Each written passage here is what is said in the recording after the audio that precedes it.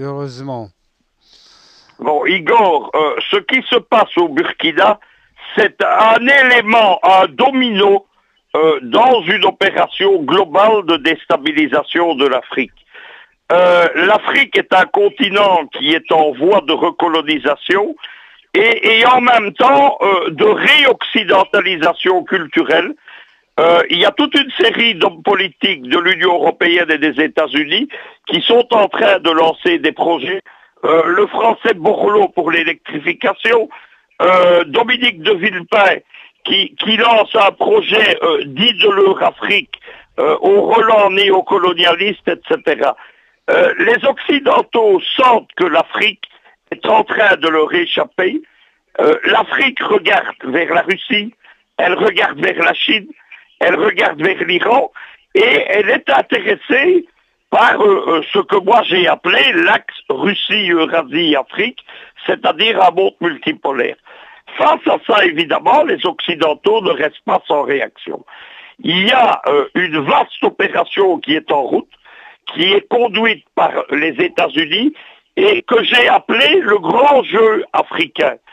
Comme il y avait un grand jeu géopolitique en Asie centrale au XIXe siècle et maintenant en Eurasie entre la Russie et le bloc atlantique.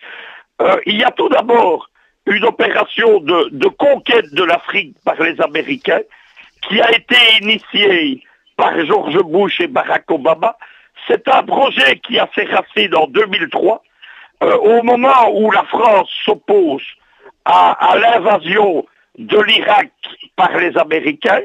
En 2007, il y a un point central, c'est la création de l'AFRICOM, qui est le commandement central de l'armée américaine pour l'Afrique, et dont le siège est d'ailleurs en Allemagne, ce qui démontre bien que c'est une opération néocoloniale.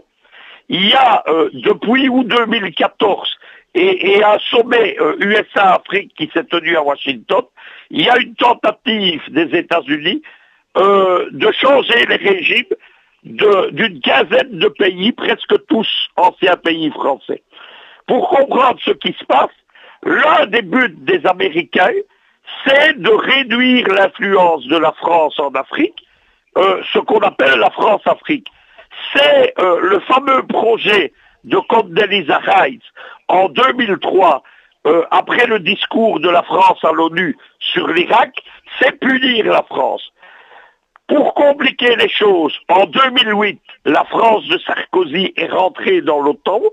Hollande a approfondi la relation de suggestion de la France et d'alliance avec les États-Unis. On parle d'un axe atlantique Paris-Washington.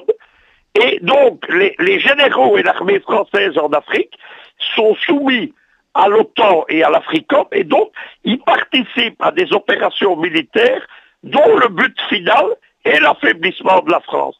C'est toute la stupidité de la politique des politiciens français comme Sarkozy ou Hollande.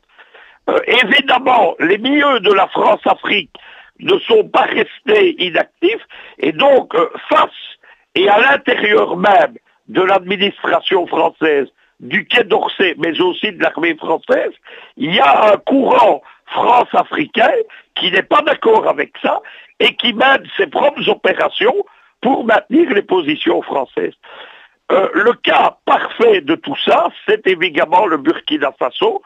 On ajoute qu'il y a d'anciennes puissances coloniales qui agissent dans leurs anciennes colonies, la Belgique par exemple au Burundi, ou l'Espagne en Guinée équatoriale. Tout ça constitue un grand jeu géopolitique africain. Personne ne parle de ça, je ne sais pas pourquoi, parce que les gens ont une vision pays par pays. Je suis un des seuls à avoir développé cette thèse-là. Il y a un de vos collègues de Spoutnik qui est Mikhail Gabandie-Gorov qui partage mes thèses sur ce sujet, et bien entendu la télévision Afrique Média, la grande télévision panafricaine. Ce qui se passe au Burkina Faso, c'est l'illustration de ce grand jeu complexe qui est un panier de crabes, comme on dit en français, géopolitique. Au départ, il y a le régime de Blaise Compaoré, c'est ce qu'on a appelé le point central de la France-Afrique. Compaoré est arrivé au pouvoir en assassinant Thomas Sankara, qu'on appelle le Che Guevara africain. C'était un régime révolutionnaire qui voulait rompre avec l'Occident et les aspects colonialistes de la domination française. Et l'homme qui est soupçonné de l'avoir exécuté personnellement, c'est le général Diendéré, qui a fait le putsch la semaine précédente au Burkina Faso, qui est le chef du régiment de sécurité présidentielle. C'est la garde prétorienne, l'ancienne garde prétorienne de Compaoré. C'est un régiment qui est mieux équipé que le reste de l'armée, donc qui peut lui faire face. Et dernière chose pour comprendre, c'est ce régiment qui a trahi Compaoré et qui a permis ce qu'on a appelé la révolution, mais en fait qui est une révolte contrôlée par les États-Unis en octobre et novembre de l'année passée au Burkina. Pendant donc le Compaoré abattu, il est abattu par une action qui est menée par des réseaux de déstabilisation américains qui sont contrôlés par la NED. C'est ce qu'on appelle, c'est un organisme de l'État américain, National Endowment for Democracy. On a dit que c'était la vitrine légale de la CIA.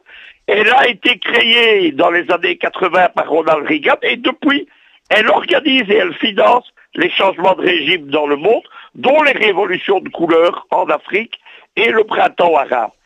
La NED est alliée au fameux George Soros. Lui organise des réseaux pro-américains depuis la fin des années 80 en Afrique, à partir de son réseau Open Society Foundation. Et ces gens, depuis un an, depuis le fameux sommet de Washington, ont pris en main une série de groupuscules de jeunes qui existent dans la plupart des pays.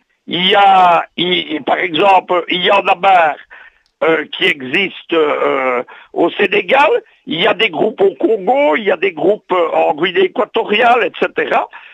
Au Burkina Faso, ça s'appelle le ballet citoyen.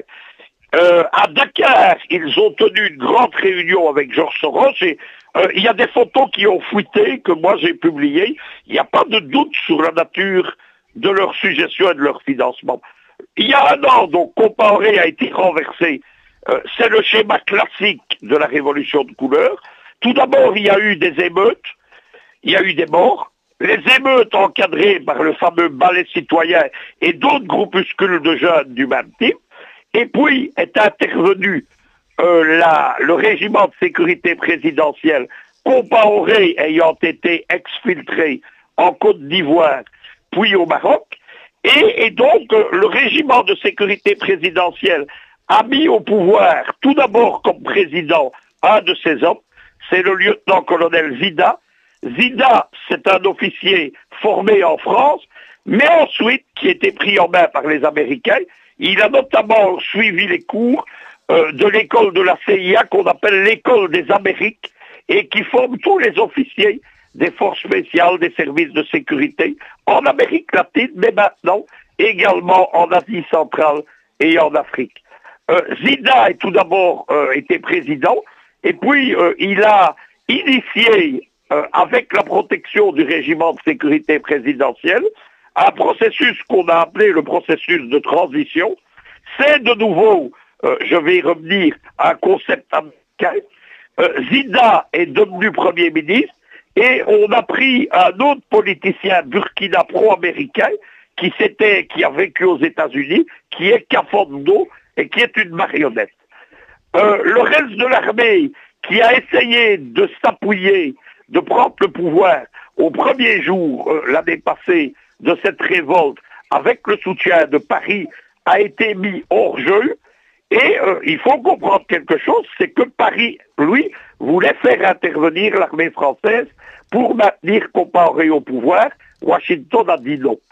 Un processus donc de transition a été mis en route. Qu'est-ce que c'est le processus de transition? C'est le processus politique et économique par lequel les Américains entendent changer un système gouvernemental. Ça a été inauguré dans la Yougoslavie des années 80. Ça a été ensuite mis en route dans toutes les ex-républiques de l'Union soviétique. Par exemple, Loukachenko au Bélarus, lorsqu'il est devenu président en 1996, a arrêté ce processus de transition. Et maintenant, c'est ce qu'on propose en Afrique.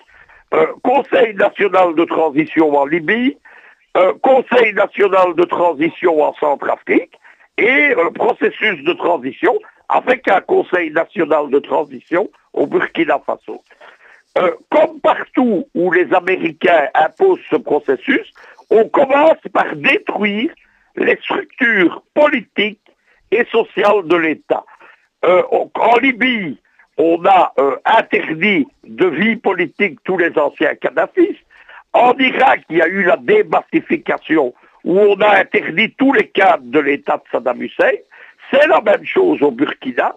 On a changé le processus électoral et on a prétendu que les anciens membres du parti de Compaoré, c'est-à-dire la quasi-totalité du personnel politique, avaient des droits politiques limités. On a choisi qui pouvait se présenter aux élections et on a éliminé un certain nombre de personnalités politiques de l'ancien régime qui ont été interdites de se présenter aux futures élections. Face à ça, les gens qui organisaient le processus de transition ont essayé de se débarrasser du régiment de sécurité présidentielle.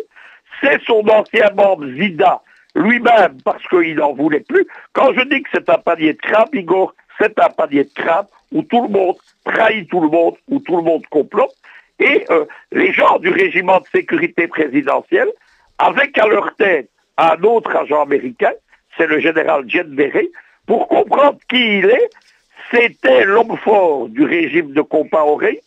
C'est lui qui était, si vous voulez, pour employer un terme informatique, l'interface, l'homme clé des rapports entre le Burkina Faso, les actions de la France dans les pays autour et les armées françaises, mais surtout l'Africom.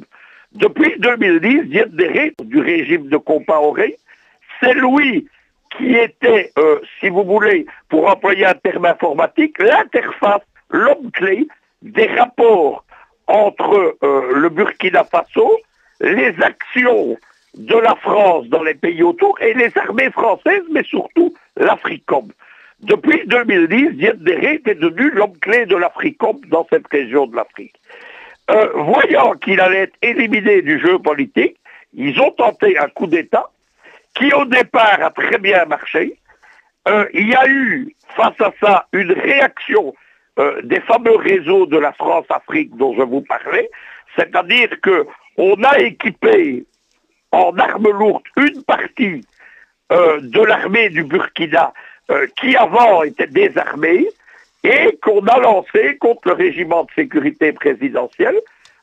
Tout ça, c'est une politique irresponsable parce que quelle que soit l'issue du putsch qui n'est pas encore terminée, puisque hier il y a eu des combats autour de la caserne où ce régiment ultra puissant s'est replié, il n'est pas encore désarmé.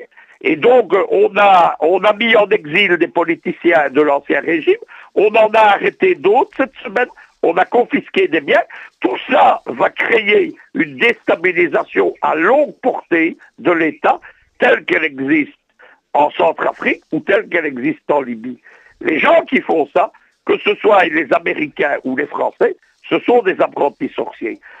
Vous avez donc un pays, le Burkina Faso, qui s'est lancé dans une aventure politique, qui a écouté les sirènes occidentales, mais les conditions d'un changement de régime, à part le fait d'avoir chassé Compaoré, n'étaient pas réunies. Il n'y a pas de nouvelles forces politiques, il y a un parti de Compaoré mis hors jeu, mais qui représente une grande partie des cadres de l'État, de l'administration, de la vie économique, et il y a une politique que moi j'appelle perverse, puisque notamment les Américains jouent entre eux et contre eux des agents qui lui sont tous dévoués. Les citoyens du côté de la rue, lieutenant-colonel Zida dans le processus de transition, général Djedbere dans le putsch, plus d'autres évidemment, qu'affondent au nom d'une société civile qui n'est pas organisée, c'est la politique.